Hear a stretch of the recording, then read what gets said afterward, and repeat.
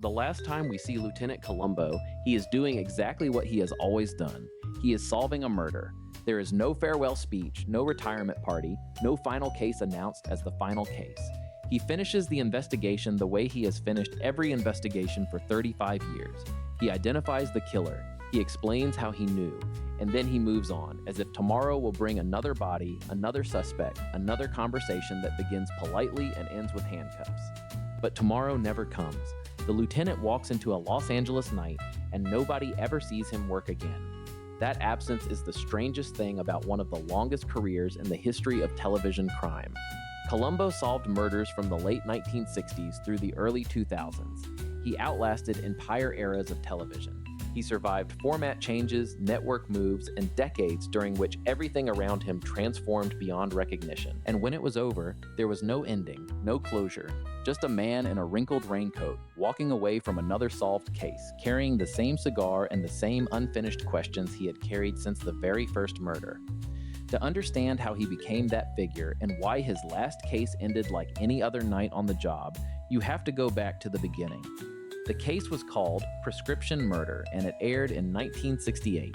It made a decision that would change the rules of detective fiction on television. The audience watched a psychiatrist named Dr. Ray Fleming murder his wife. They saw him plan it over dinner with his mistress, calmly explaining each step as though describing a medical procedure.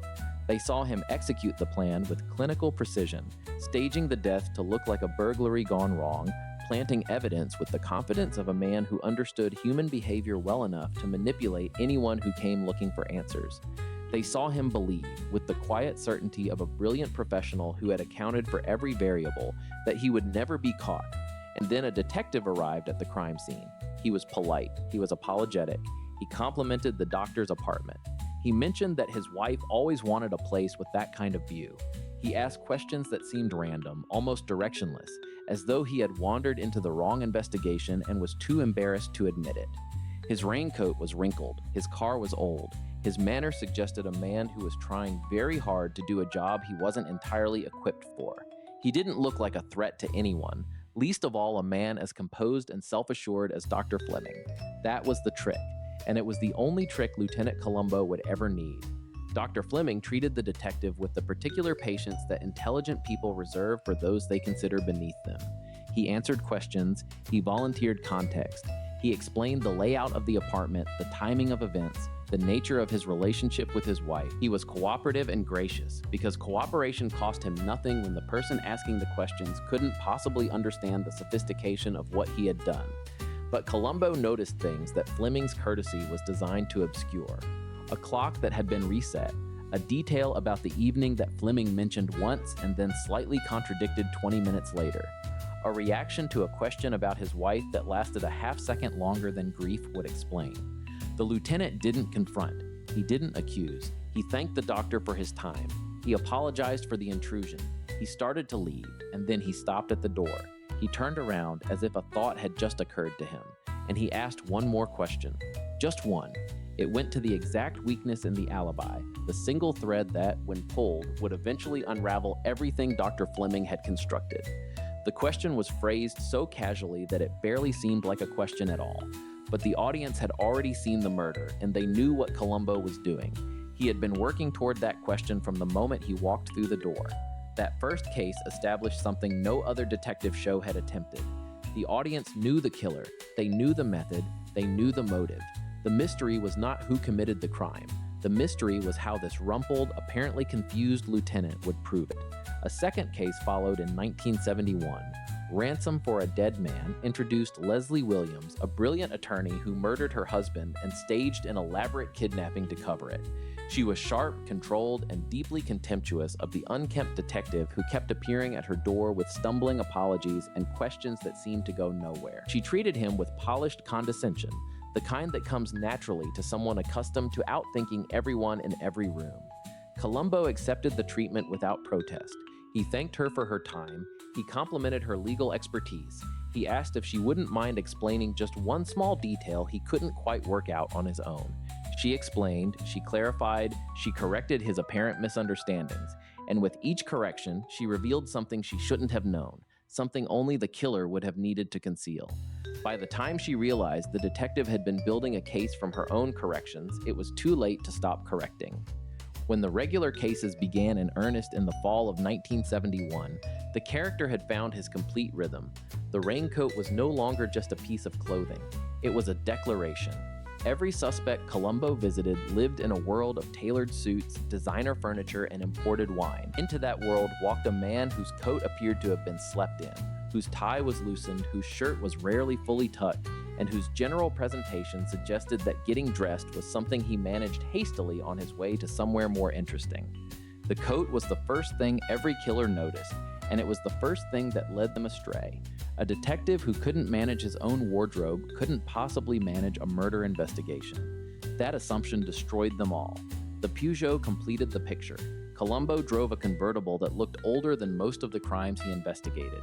It rattled. It stalled at intersections. It attracted the pity of valets at the mansions and country clubs where his cases inevitably took him. He would pull up to a suspect's estate in this battered vehicle, step out, pat the hood with what appeared to be genuine affection, and walk toward the front door as though he belonged there.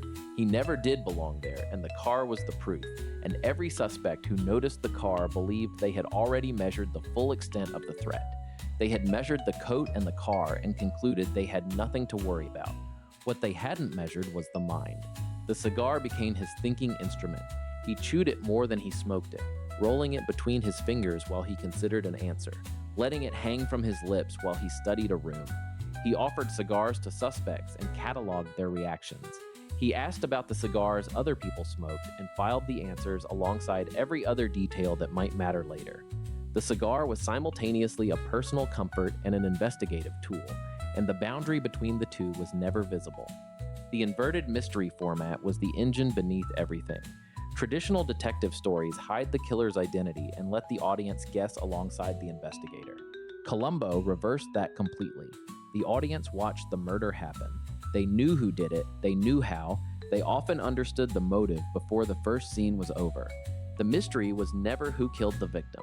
The mystery was how Columbo would prove it, and that reversal created a form of suspense that turned out to be more durable, more psychologically absorbing, and more emotionally satisfying than the traditional whodunit had ever been. Because the audience already knew the truth, every conversation between Columbo and the killer became a chess game played in full view. The viewer could see both sides of the board. They watched the killer lie with practiced confidence, and they watched Columbo appear to accept the lie without hesitation. They watched the killer grow comfortable, even generous, offering the detective a drink, giving him a tour of the house, explaining the finer points of whatever rarefied discipline the murder had taken place inside. And they watched Columbo file away the smallest inconsistency, a word that didn't fit, an object that was out of position, a reaction that arrived a fraction of a second too early. The pleasure of watching was never in the surprise of the reveal. It was in the slow, methodical, almost surgical dismantling of a carefully constructed defense, one polite question at a time, over the course of an hour and a half that never once felt slow. The cases arrived at irregular intervals, not every week like an ordinary detective series, but as special events, usually 90 minutes long, giving each investigation the room to breathe that a conventional one-hour program could never provide. That length was essential. Columbo's method was conversational, built on accumulation rather than confrontation, and conversation takes time. The lieutenant needed to visit the suspect 3, 4, 5 times before the final question landed. He needed to establish a relationship, to earn the suspect's contempt or pity or amused tolerance before he could use that response against them. Each 90-minute case was, in structure, a complete two-character play. The cast of supporting detectives and witnesses orbited the edges, but the center was always the same: one detective, one killer, one lie, and the slow, patient process of making the lie visible. The killers were never ordinary people. That was essential to the format, and it shaped the show into something no other detective series had attempted. Columbo's adversaries were surgeons, symphony conductors, military intelligence officers, wine connoisseurs, best-selling novelists, chess grandmasters, talk show hosts, celebrity chefs, retired generals, and captains of industry. They were people who had spent their careers as the most intelligent person in every room they entered. They lived in hillside mansions overlooking Los Angeles. They drove cars that cost more than Columbo's annual salary. They spoke with authority about subjects that intimidated everyone around them. and into their carefully ordered worlds walked a man who appeared to be their opposite in every measurable way. The genius of the format was that every killer made the same fundamental error. They underestimated Columbo because his entire presentation invited underestimation, and the invitation was accepted every single time. The surgeon assumed the detective couldn't follow a medical explanation. The conductor assumed the detective knew nothing about classical music. The military man assumed the detective lacked the discipline to think strategically, and Columbo let them assume. He encouraged their assumptions with a generosity that bordered on performance art. He asked questions that seemed naive. He complimented their expertise with what appeared to be genuine awe. He apologized for taking up their valuable time. He excused himself and started toward the door, and then he stopped. He turned around and he said the words that became the most recognized phrase in the history of television detective fiction. That pause at the door was where every case turned. The suspect had relaxed. The conversation appeared to be over. The dangerous moment seemed to have passed, and Columbo circled back with a question that went straight to the weakness in the alibi, the one detail the killer had overlooked, the single thread that would eventually unravel the entire construction. The question was always delivered casually. It always seemed spontaneous, as if the detective had just remembered something on his way out. But the audience, who had watched the murder, knew better. Columbo had been working toward that question from the moment he arrived. Everything before it, the compliments, the confusion, the self-deprecating humor, the wide-eyed admiration for the suspect's intelligence, had been preparation. The door turn wasn't an afterthought. It was the most dangerous moment in the conversation, disguised as the most harmless one. And the killers, almost without exception, answered the question. They answered it because Columbo had spent the entire visit establishing himself as someone who deserved an answer, someone harmless and earnest and a little bit confused, someone who was asking for help rather than building a case. The genius of the technique was that it exploited the same quality that had made the killer dangerous in the first place: their confidence, their certainty that they were smarter than the man asking the question, their inability to imagine that a person who looked like Columbo could possibly be outthinking them. By the time they understood what had happened, by the time they realized that every conversation had been a carefully orchestrated sequence designed to reach this exact question at this exact moment, the answer had already been given and the evidence had already been established. The trap closed not with force, but with courtesy, which made it impossible to resist and impossible to undo. A mystery novelist named Ken Franklin murdered his writing partner to claim sole credit for their best-selling detective series. The case was built around a man whose profession was constructing perfect fictional murders, and it tested whether that expertise translated into real life. Columbo told Franklin he was a fan of the books. He asked about plotting technique with enthusiasm that seemed genuine. Franklin, flattered by attention from a man he considered far beneath his intellectual level, relaxed. He started enjoying himself. He began to explain how a truly brilliant mind approaches the construction of a crime, speaking in generalities that were slightly too specific, revealing details about method and timing that only the actual killer would have known. Columbo never interrupted. He simply listened, nodded admiringly, and asked another question. The novelist wrote his own confession without realizing what he was doing, because vanity is a more reliable informant than any witness. A military intelligence colonel murdered a colleague and relied on authority and discipline to hold the investigation at arm's length. He treated Columbo the way a commanding officer treats a junior enlisted man who has wandered into the wrong briefing room.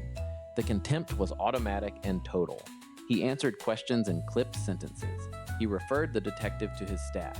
He made it clear, through posture and tone and the arrangement of his office, that a man of his rank did not account for his movements to a man of Columbo's rank. The lieutenant accepted every slight without complaint. He asked his questions with the deference of someone who had never questioned authority in his life, and he closed the case by noticing something the colonel's own training should have taught him to conceal: a piece of evidence that had been handled with military precision but placed at an angle that betrayed the colonel's presence at the scene. Discipline, which the colonel believed was his greatest asset, turned out to be his most legible signature. A chess grandmaster named Emmett Clayton murdered a rival and attempted to treat the investigation as another strategic game, one in which his superior intellect would inevitably prevail. He studied Columbo the way he studied an opposing position, cataloging the detective's apparent weaknesses and calculating his likely moves. But chess is played on a board with fixed rules, and murder investigations are not. Columbo's questions didn't follow a logical sequence the Grandmaster could anticipate. They jumped from topic to topic, circled back to earlier subjects at unexpected moments, introduced tangents that seemed to lead nowhere, and then suddenly connected to something the Grandmaster had said an hour ago. Clayton's chess mind wanted patterns, and Columbo's method deliberately denied them. The detective's apparent disorganization, which the Grandmaster initially dismissed as incompetence, turned out to be the most effective strategy of all, because you cannot prepare a defense against an attack whose direction you cannot predict. A magician known as the Great Santini killed a man who had discovered his wartime past and used the language of misdirection to conceal the crime. He was, in professional terms, an expert in making people look where he wanted them to look while the real action happened somewhere else. He assumed that the same skill would work on a police detective, and for a while it appeared to. Columbo seemed to follow every redirect, to accept every explanation, to look exactly where Santini pointed, but misdirection depends on the audience not knowing it's being misdirected, and Columbo, from the first conversation, suspected that Santini was performing. He watched the magician the way he watched every suspect, with a combination of apparent credulity and invisible precision, and when the trick finally failed, it failed because the magician had misunderstood his audience. Columbo wasn't watching the hand that moved. He was watching the hand that stayed still. A renowned conductor named Alex Benedict murdered a woman who threatened to expose their affair and destroy his career. Benedict lived inside music as both a genuine passion and a fortress against the world. He treated Columbo with the bemused patience of a man who had spent his life alongside genius and was now briefly obligated to endure mediocrity. When the detective asked about musical terms, Benedict explained them slowly, the way one might explain simple arithmetic to a struggling student. When Columbo asked to attend a rehearsal, Benedict agreed with the magnanimity of someone granting a small, harmless favor, and the detective sat in that concert hall and listened. He listened to the music, and he listened to the way Benedict spoke about it, and he noticed that the conductor's account of his movements on the night of the murder contained a detail that only someone who had been at the crime scene could possibly know. The music, which Benedict believed placed him in a realm beyond the detective's comprehension, became the evidence that convicted him. A wine expert named Adrian Carcini killed his business partner to prevent the sale of a vineyard he had spent his life cultivating. The case became one of the most beloved in Columbo's career because Carcini was different from the other killers. He was not cruel. He was not arrogant in the way the generals and conductors were arrogant. He was a man who loved something deeply, his wine, his craft, the soil of his vineyard, and who had committed murder to protect the thing he loved most. Columbo recognized that immediately. He approached Carcini not with the usual deference he showed more imposing suspects, but with something closer to genuine respect. He asked about wine with curiosity that appeared honest. He tasted what was offered and admitted, openly, that he couldn't tell the difference between a Grand Cru and whatever his wife picked up at the supermarket. But he could tell the difference between a man who was lying and a man who was telling the truth. And Carcini, despite his refinement, despite his knowledge, was lying. The investigation unfolded with a tenderness unusual for a murder case, because Columbo seemed to understand that catching this particular killer would bring him no satisfaction. It would bring only justice, and justice, in this instance, felt like a loss for everyone involved. An aging mystery writer named Abigail Mitchell killed her niece's husband after discovering he had murdered her niece years earlier and concealed the crime. She was brilliant, patient, and methodical. She treated Columbo not as an adversary, but as a professional colleague, recognizing in him the same attention to detail that powered her own fiction. Their conversations had a quality unlike any of Columbo's other investigations, a mutual appreciation between two people who understood how crimes worked, one from the page and one from the street. She respected him, he respected her, and neither respect prevented him from doing his job. When the arrest came, it carried a weight that went beyond the usual satisfaction of a solved case. Columbo was removing from the world a woman whose motives he understood and whose grief he could not dismiss, even as he placed her under arrest. A photographer named Paul Gillespie murdered his wife and constructed an alibi using his own expertise with images and timing. He treated Columbo with the confident dismissiveness of a man who controlled what people saw for a living and believed that controlling a detective's perception would be no different. Columbo, who had spent his entire career dealing with people who confused controlling perceptions with controlling reality, was not persuaded. He asked about cameras. He asked about developing techniques. He made mistakes about photographic terminology that Gillespie corrected with visible impatience. And inside those corrections, inside the photographer's need to demonstrate his own superior knowledge, the detective found the discrepancy he needed. An image that proved the alibi was manufactured, because the man who took it had been too precise for his own good. These killers, taken together across decades of investigations, formed a gallery of intelligence and privilege that revealed what Columbo was actually confronting in every single case. He was not merely solving murders. He was testing a proposition that the powerful refused to accept, that intelligence, wealth, cultural refinement, professional authority, and social position do not place a person above the law, that the truth does not care how expensive a suit is, that a man in a wrinkled raincoat who carries a hard-boiled egg in his pocket for lunch and drives a car that embarrasses parking attendants can see through deceptions that a boardroom full of distinguished professionals would miss entirely. Every case was, at some level, a confrontation between two worlds, and the audience responded to that confrontation for decades, because in a world where powerful people often seemed untouchable, where wealth and connections and expensive attorneys could make serious problems disappear, here was a detective who made every advantage irrelevant. The mansion didn't protect you from Columbo. The doctorate didn't protect you. The famous reputation didn't protect you. The only thing that could have protected you was not committing the murder in the first place. And somewhere, years from these investigations, the detective who dismantled every one of these carefully constructed defenses would walk away from his final case without a word of farewell. But that night was still far off, and the lieutenant had more questions to ask. The personal details that surrounded Columbo became, across the years, one of the most carefully maintained ambiguities in television. He had a wife. He mentioned her constantly, bringing her into conversations at moments that seemed spontaneous but always served a purpose. "My wife was saying just the other day," he would tell a suspect, and the mention would lower the suspect's guard immediately, because a man discussing his wife's opinions about pot roast or her cousin's medical appointment seemed harmless. He seemed domestic. He seemed like someone who belonged at a kitchen table, not at a crime scene involving a symphony conductor or a retired general. But Mrs. Columbo was never seen. She existed entirely through her husband's references to her, a presence felt only through absence, and that absence became one of the show's most distinctive and enduring qualities. Whether she was real exactly as described, or partly embellished for tactical effect, or occasionally invented outright as a way to lull a suspect into comfortable conversation, was a question that was never answered. The uncertainty was deliberate. Every personal detail Columbo shared with a suspect could have been completely genuine, or it could have been part of the same performance that included the wrinkled coat and the confused manner. And because the audience could never be entirely certain which details were authentic and which were strategy, the character remained inexhaustible. You could watch him work for 35 years and never fully know what was real. She was one of the most effective investigative tools ever deployed in a murder investigation, and she may not have existed at all. The beauty of the ambiguity was that it didn't matter. Whether Miss Columbo was waiting at home every night or whether she was partly or entirely a construction served the same purpose. She made the detective human in the eyes of his suspects. She gave him common ground with people who otherwise shared nothing with him.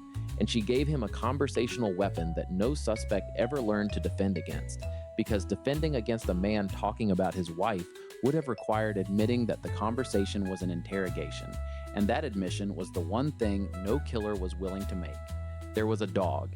He was a basset hound, and Columbo called him Dog. The animal appeared occasionally, usually at the lieutenant's side during quiet moments between investigations, and his presence communicated something about the man that no amount of dialogue could have achieved. A person who owns a basset hound and calls him Dog is a person who lives simply, who finds comfort in loyalty that doesn't require explanation, who has no need for things to be impressive or polished or refined. The dog didn't solve cases and didn't perform tricks. He mostly sat there, looking vaguely bewildered by the world around him. which, if you thought about it, was exactly the expression Columbo wore in the presence of every suspect who made the mistake of judging a detective by his appearance. There was a glass eye. Columbo mentioned it in passing from time to time, always casually, always in a way that left the other person slightly unsure how to respond. A detective who volunteers his own physical imperfection is a detective who appears honest, vulnerable, willing to expose his limitations. And a suspect who feels sympathy for the detective is a suspect who has stopped paying careful attention to the questions. The glass eye was real. It was also useful. And the space between those two truths was, like everything else about this man, left permanently unresolved. The raincoat deserves its own consideration, because it was more than a costume piece. That wrinkled, shapeless, apparently ancient garment traveled with Columbo to crime scenes in Malibu mansions, to opera houses and military installations, to private art galleries and winery estates, and to every location where a murderer had convinced themselves that their world was beyond the reach of ordinary justice. The coat was the most visible symbol of everything the character represented.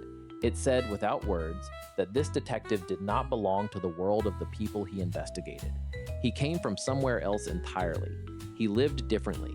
He valued different things, and none of that mattered in the slightest, because the evidence didn't care where the detective bought his clothes. There is something worth noting about the cumulative effect of decades spent in the company of killers.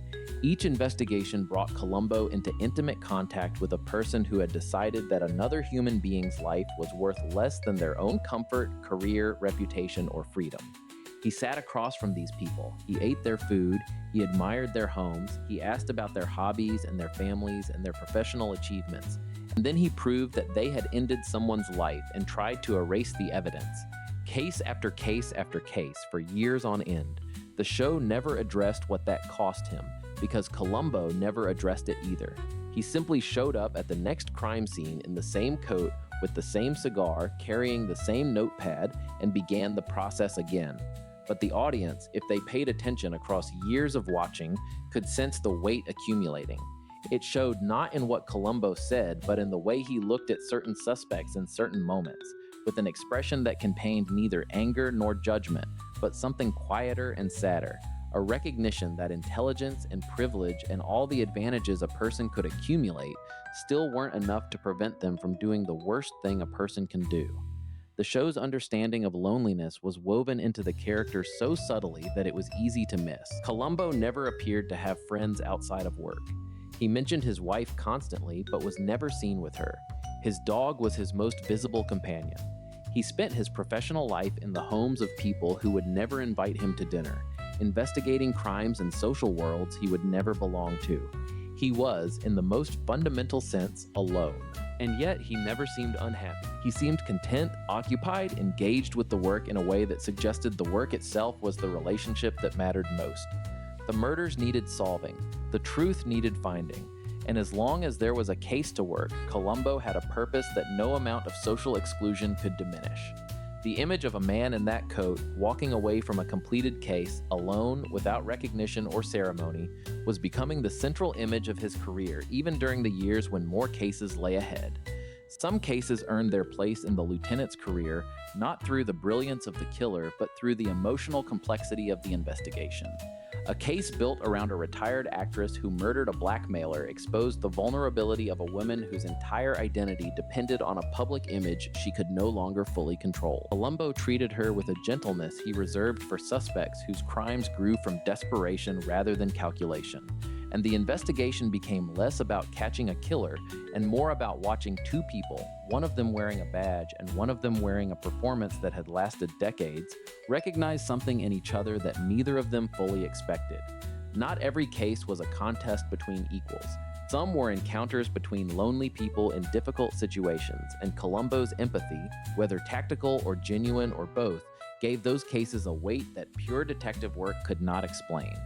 A case involving a talk show host who killed a competitor to protect his ratings unfolded inside a television studio, and the investigation became a study in the difference between genuine charm and manufactured warmth. The host performed for Columbo the way he performed for his audience, with rehearsed spontaneity and polished concern.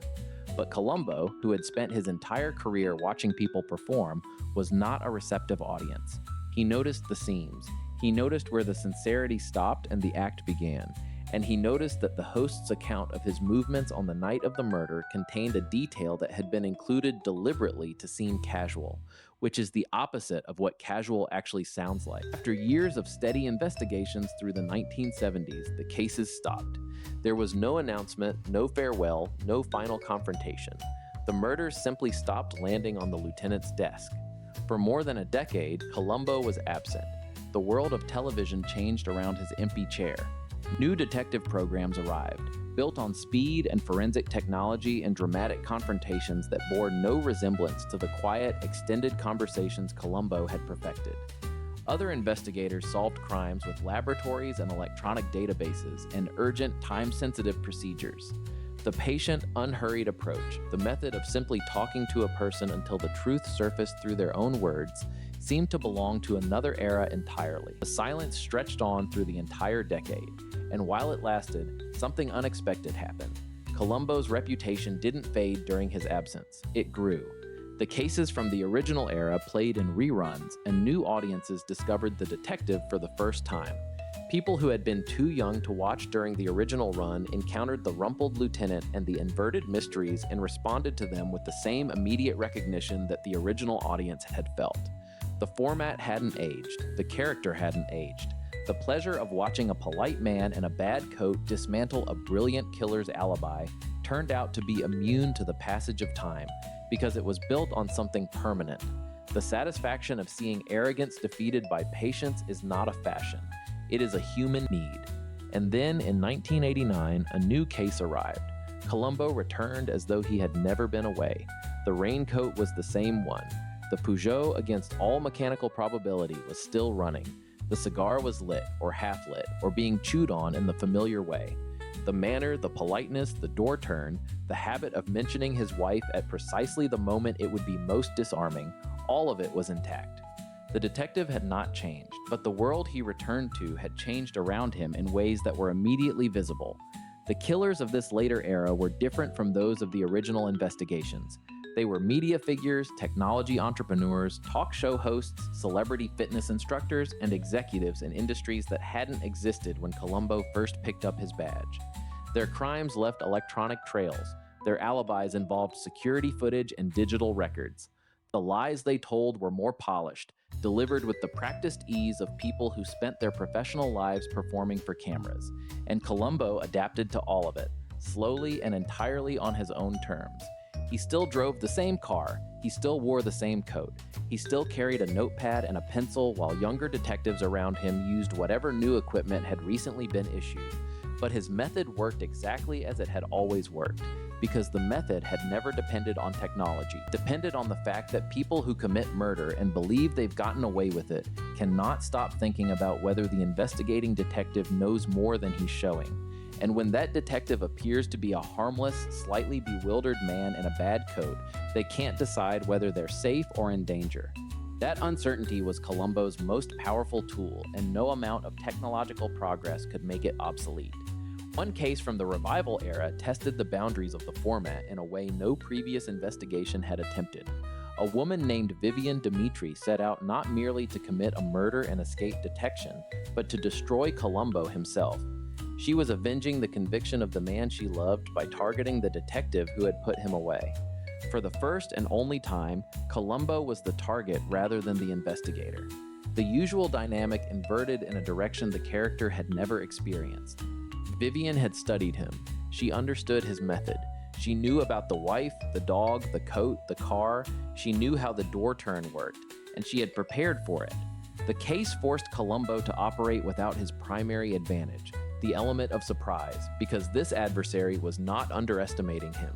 She was the rare opponent who knew exactly how dangerous he was and had built her plan around defeating that danger. The very first revival case set the tone for what the later era would become. A supposed psychic named Elliot Blake convinced a research institute that he possessed genuine supernatural abilities, and when a colleague threatened to expose the fraud, Blake killed him and used the Institute's own credulous security footage to construct his alibi. Columbo entered a world of claimed paranormal powers and institutional credulity and treated it the way he treated every world he entered. He asked polite questions, he expressed wonder. He seemed, for all appearances, to be nearly as impressed by Blake's abilities as the researchers were. But the detective's curiosity was directed not at the supernatural, but at the prosaic. He wanted to know about doors and timelines and physical access. He wanted to know who was where and when. He wanted the evidence that existed in the real world, not in the claimed world. And the gap between the two was where Blake's alibi fell apart. Other later cases explored territory that the format of the original era hadn't reached. A case built around the world of country music let Columbo navigate a culture far from the symphony halls and art galleries of his earlier work. And the investigation revealed that his method was universal because it depended on human nature, not on any particular social setting. A case involving a television talk show host who murdered her husband unfolded across the media landscape of the 1990s, with cameras and publicists and image management creating layers of deception that would not have existed 20 years earlier. Columbo moved through this world with the same patient curiosity he brought everywhere, asking his questions, accepting the lies, and waiting for the moment when the performance cracked and the truth showed through. The extended runtime of these later investigations gave the conversations room to develop in ways the original format had sometimes constrained. A confrontation between the detective and a suspect that might have lasted 2 minutes in the original run could now unfold across 6 or 7, with pauses and silences and moments where the two of them simply looked at each other across a room, each trying to determine what the other knew. The pacing was slower, but the slowness was a strength rather than a weakness. It gave the audience time to watch the detective think, to notice the moments between the questions, to appreciate the silences that were as revealing as any dialogue. Columbo's method had always been about time to observe, time to listen, time to let the suspect fill the quiet with words they hadn't planned to say. And in these later investigations, the expanded runtime gave the method room to operate at its full capacity. The stakes felt higher, partly because the audience understood that these might be among the last cases the detective would ever solve, and partly because the detective himself seemed to bring a deeper awareness to each confrontation, as though every case now carried the accumulated weight of all the cases that had come before it. The character's age became part of the investigations in ways handled with quiet honesty. Columbo moved more slowly. He paused a beat longer before asking his questions. The hand that held the cigar was not quite as steady as it had been 20 years earlier, but the mind was as precise as it had ever been, and the accumulated experience of decades of work gave him an authority that no forensic laboratory could replicate. He had heard every variety of lie a person could construct. He had watched hundreds of intelligent, disciplined, methodical people believe they had committed the perfect murder, and he had caught every one of them. That record was a form of knowledge that could not be taught or simulated or purchased. It could only be earned, one case at a time, across the course of an entire career. The final completed investigation took place in 2003. It was called Columbo Likes the Nightlife, and it involved a murder at a Los Angeles nightclub. The world of the nightclub, loud music and young people, and a culture built on energy and spectacle had nothing in common with the quiet, methodical universe the lieutenant inhabited. A young club promoter named Justin Price had killed a woman and believed the gap between his world and the detective's world was wide enough to disappear into. He was wrong. They were always wrong. Columbo navigated the nightclub the way he navigated concert halls and military installations and winery estates, with the same patient curiosity, the same guileless questions, the same ability to notice the detail that everyone else overlooked because they were too busy looking at the things that didn't matter. He solved the case, he identified the killer, he explained how he knew, and then he did what he had done after every case for 35 years. He moved on. He didn't linger. He didn't reflect on the arc of his career or the number of cases he had closed or the hundreds of brilliant, powerful people who had underestimated him and paid for it. He simply finished the job because the job was always the point, and for Columbo, each solved case was its own complete satisfaction. The work didn't need a frame around it. It didn't need applause or acknowledgement or a ceremony. It needed the truth, and once the truth was established, the detective could go home, and that was the last time. There was talk in the years that followed of one final investigation, a case designed as a proper farewell, one last murder that would give the audience a chance to say goodbye to a detective who had been part of their lives for over 3 decades. But that investigation was never assembled. The farewell never took shape, and the last image the audience carries of Lieutenant Columbo is not a closing speech, not a dramatic final scene, not a wave from a doorway.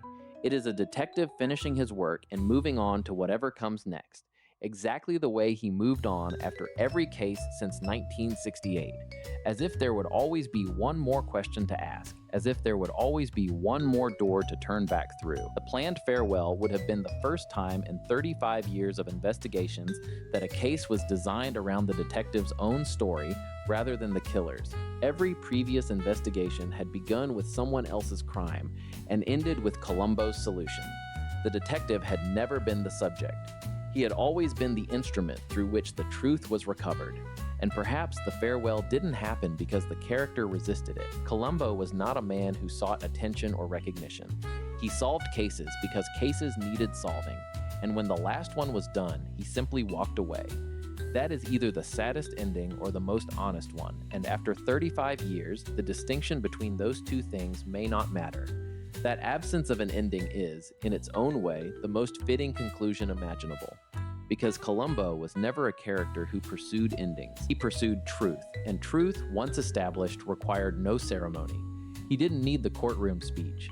He didn't need the dramatic chase or the final confrontation with weapons drawn. He needed the detail, the small, overlooked, seemingly insignificant detail that proved a lie was a lie and a murder was a murder. And once he had that detail, the case was closed. Not with a flourish, but with a fact. The reason he endures, the reason people who watched him in the 1970s and people who discovered him decades later respond to him with the same immediate recognition and the same deep affection, is that Columbo represents something that does not depend on era or format or the fashions of television. He represents the idea that intelligence does not always look the way power expects it to look, that the most perceptive person in any room might be the one nobody notices, that patience, genuine curiosity, and the willingness to ask one more question are not weaknesses to be exploited, but qualities that outlast every advantage money and privilege can buy, and that the truth, however carefully it has been concealed by people with every resource at their disposal, will eventually be found by someone who simply refuses to stop looking. He never said goodbye because he was never really finished. Somewhere in a version of Los Angeles that exists only in the memories of the people who spent decades watching him work, Lieutenant Columbo is climbing out of that battered Peugeot one more time. He is checking his coat pockets for a pen he will not find. He is squinting at an address scrawled on the back of an envelope. He is straightening his tie, which makes no visible difference. And he is walking up to a door he is about to knock on for the first time. The person on the other side has no idea what is coming. And neither, to be honest, does Columbo. He never does. He just starts asking questions and follows wherever the answers lead. That is the whole point. It always has been. And for the people who spent 35 years or 20 years or just a few weeks discovering him for the first time, the detective in the wrinkled coat is still out there, still asking, still listening, still noticing the detail that everyone else missed, still turning back at the door with one more question that changes everything. The case is never truly closed because Lieutenant Columbo never truly stops working. He just moves on to the next one the way he always has, carrying the truth in his coat pocket alongside the cigar and the hard-boiled egg and whatever else he keeps in there that nobody has ever quite been able to account for.